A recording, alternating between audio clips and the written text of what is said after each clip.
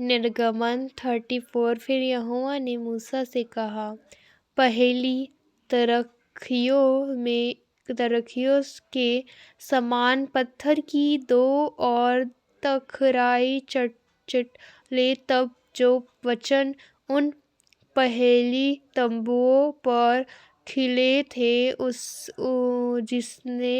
जिन्हें तूने तोड़ डाला, वे ही वचन मैं उन तराखियों पर भी खिलाऊंगा। और बिहान को तैयार करना और भोर को सिय्योन पर्वत पर चढ़कर उसकी चोटी पर मेरे सामने खड़ा होना, और तेरे संग कोई न चढ़ पाए, वरन पर्वत पर कोई मनुष्य कहीं दिखाई न दे, और न भेड़ बकरी और गाय बैल भी पर्वत के आगे चलते पाए। तब मूसा ने पहली तराखियों के सामने 2 और तराखियाँ चढ़ी, और बिहान को सवेरे उठकर अपने हाथ में पत्थर की वे दोनों तराखियाँ लेकर यहोवा की आज्ञा के अनुसार पर्वत पर चढ़ गया। तब यहोवा ने बादल में उतर के उससे संग खड़ा होकर यहोवा का नाम प्रचार किया। और यहोवा उसके सामने हो कर यो प्रचार करता हुआ चल कि यहोवा ईश्वर दयालु और अनुग्रहकारी, क्रोध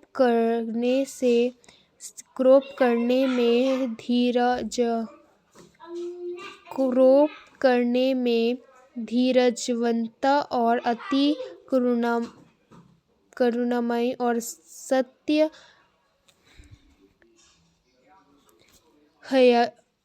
हजारों पीढ़ियों तक निरंतर करुणा करने वाला, अधर्म और अपराध और पाप का क्षमा करने वाला है, परंतु दोष को वह किसी प्रकार के निर्दोष न ठहराएगा।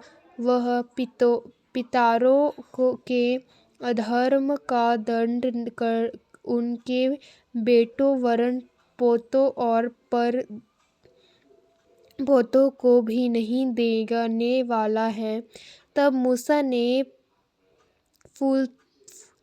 फुर्ती कर पृथ्वी की ओर झुककर दंडवत किया और उसने कहा, हे प्रभु, यदि तेरे अनुग्रह की दृष्टि मुझ पर हो तो प्रभु, हम लोगों के बीच में होकर चले। ये लोग हठीले तो है, तो भी हमारे अधर्म और पाप को क्षमा कर, और हमें अपने निज भाग मान के अनुग्रह कर। फिर उसने कहा, सुन, मैं एक वाचा बांधता हूँ। तेरे सब लोगों के सामने मैं ऐसी अक्षयम काम करूँगा जैसा पृथ्वी पर और सब जातियों के भी कभी नहीं की हुआ। और वे सारे लोग जिसके बीच तू रहता है, यहोवा के कार्य को देख कर, क्योंकि जो मैं तुम लोगों से कहने पर हूँ, वह भय योग्य काम है। जो आज्ञा मैं आज तुम्हें देता हूँ, उसे तुम श्लोक मानना। देखो, मैं तुम्हारे आगे से एमोरी, कनानी, हिती, परियजती, इब्री और यबूसी लोगों को निकालता हूँ।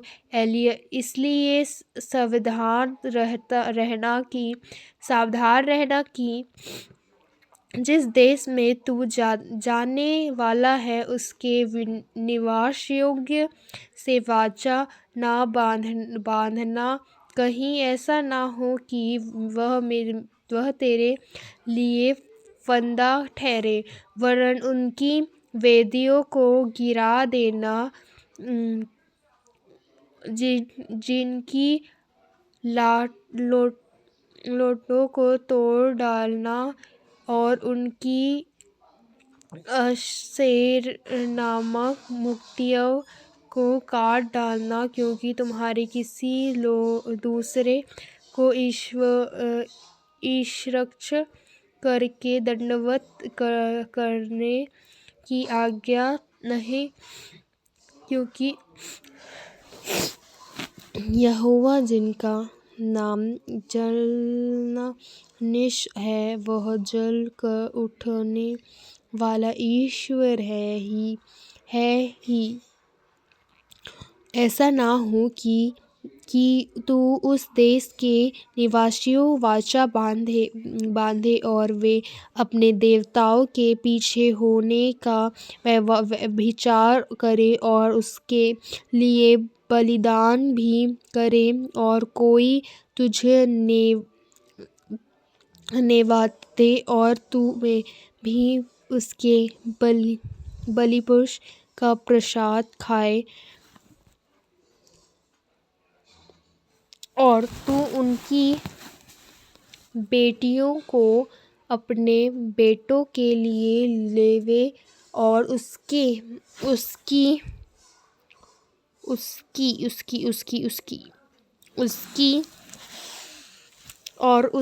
बेटियां जो आप अपने देवताओं के पीछे होने का व्यभिचार करती है, तेरे बेटों से भी अपने देवताओं के पीछे होने को व्यभिचार करवाए। तुम देवताओं के मुक्तियाँ डालकर ना बना लेना। आमीन। 17।